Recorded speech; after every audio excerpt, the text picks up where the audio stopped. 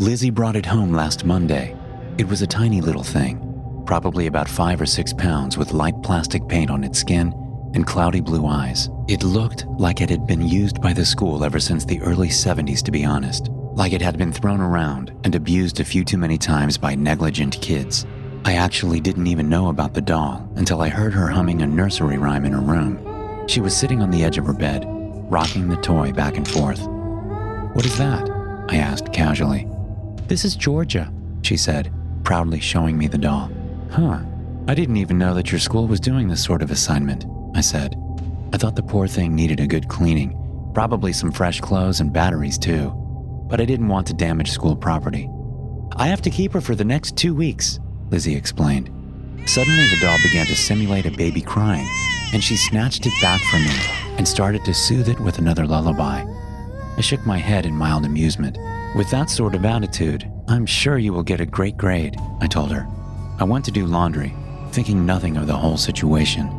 At dinner, though, Lizzie insisted on bringing the doll to the table and had it in a makeshift basket to keep it calm. I heard the doll make strange coo noises and commented, "Is that like the last one they had? Seems like it's malfunctioning a bit." "Don't treat Georgia differently," my daughter shouted. I raised my hands defensively and looked down at the doll, noticing that at least she had gotten it some nicer clothes. "So how often do you have to feed her?" I asked, chomping on my steak. "As often as she needs. Don't worry, I can handle it, Dad," Lizzie said as she checked on the doll. At least she was taking the assignment seriously. It wasn't before long that I became concerned. I heard the thing wail in the middle of the night, and instinct took over for me to go and shut it down. Instead, I found Liz up tending to its needs. She was trying to rock it to sleep as the doll continued wailing. "You need to get some sleep. Turn that thing off," I told her. "It has a name, you know, and that wouldn't be the right thing to do as her mother. She needs to eat right now," Liz said sternly. "Is it going to give you a bad grade if you don't feed it once?" I countered. "Stop being so insensitive. It's just a baby," Liz said as she continued to rock the doll. I was starting to lose my temper. We had been up 6 times already that night. "It's a fucking doll, Lizzie. Quit acting like a child. Just turn the thing off so we can get some sleep." The doll cried louder and my daughter shouted, "Is that how you treated me when I was a child? Just shut me up and then make it all go away? This is ridiculous. Give me that thing," I said as I tried to reach for it. She slapped my hand away and pushed me out of her room, locking the door. "I didn't ask for your help. I can handle Georgia all on my own," I sighed, realizing she couldn't be reasoned with, and I decided to drop it. I've had enough trouble getting her to cooperate ever since her mother walked out on us. I didn't need her to turn on me and think I was the bad guy. Instead, I went downstairs to get some sleep, trying to push aside my irritation and concern for her obsession with the doll. But things got gradually worse as the days continued. Liz would be monitoring the strange doll almost day and night to a feverish extent. She refused to shower because she didn't want to be away from it, and she also didn't like anyone else coming close to it. "This is my baby. I can take care of her," one day she shouted to a friend who came by to check on her. The friend confided in me that Liz took it to all her classes at school, going so far as to attempt to breastfeed the doll during a lunch period. This was the final straw. I decided to take my daughter to the doctor in case of possible mental issues from her attachment to the doll. I didn't want to think she was having any kind of breakdown, but other explanations were beginning to run dry. "It's a checkup for Georgia," I lied when we got in the car. I stared in the backseat toward my young 12-year-old daughter and the doll that seemed to have gotten bigger, as if it really was being nourished somehow.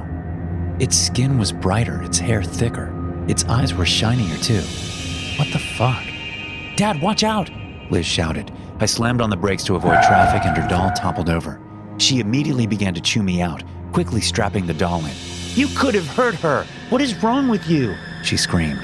I clenched the steering wheel and held my anger back. I needed to see if she was all right before I started dealing with this doll.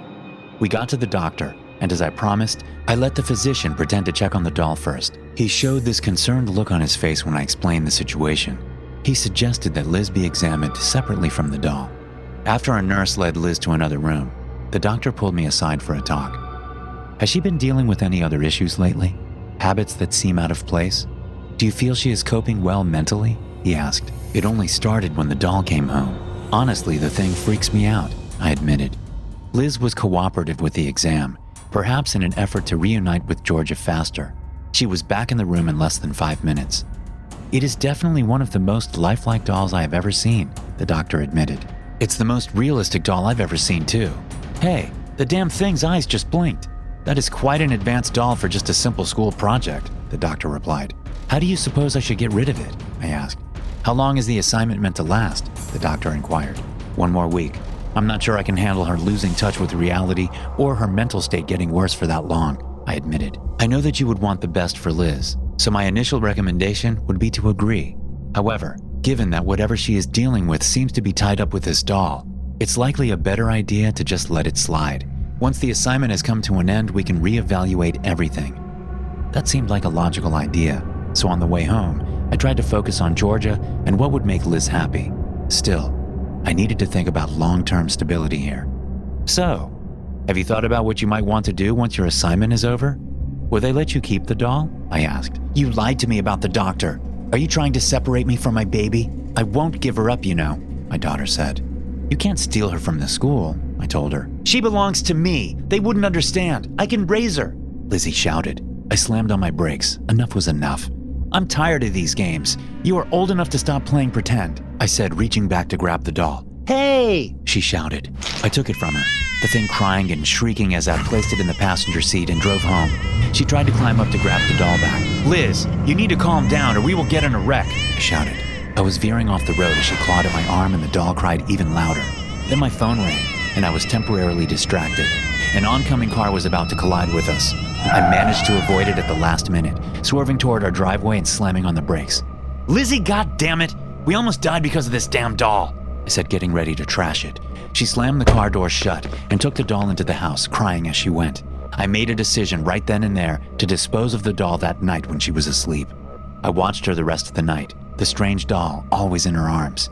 She would sing to it, cradle it, and even tried to breastfeed it, just like her friend had said. It was mortifying to watch her slip into this fever dream. What is wrong with you?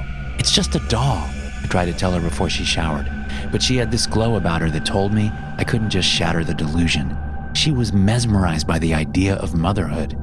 I was convinced that my sweet girl had officially lost touch with reality, and I simply had to take drastic measures. It wasn't going to be easy for her, but it was for the best. I waited until she was out of it, even making soft snoring noises, and then waited to be sure that the doll wouldn't make any sounds of its own. I noticed that the more Lizzie had cradled it, the more happy it seemed. Content. Was it possible that this inanimate object was really adapting to the love my daughter showed it? I shook the thought away and stepped into her darkened room. She had placed the doll into what looked like a makeshift crib, even with stuffed animals included by its side. I carefully walked across the carpet, staring down at the lifeless thing, trying to not be freaked out by how very human it seemed to look now. Lizzie was really making this doll feel like it was real. I'm sorry about this, I whispered to my daughter as I picked up the doll. Slowly, its eyes opened, and we stared at each other for a long moment.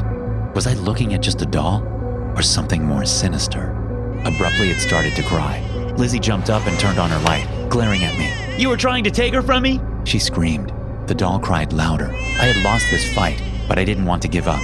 It's time to wake up and face reality. This thing is changing you, I shouted. You don't understand. I need her, Lizzie screamed, grabbing the doll. Get out of my room! Lizzie, I'm just trying to look out for you, I said as she softly cradled the doll. I swear I saw it rotate its head and look at me. Maybe I did need some sleep. I threw up my hands in defeat as the doll made soft coo noises, this time Lizzie placing it right in the bed beside her. As I left the room, I swear I heard the thing giggle. What the hell?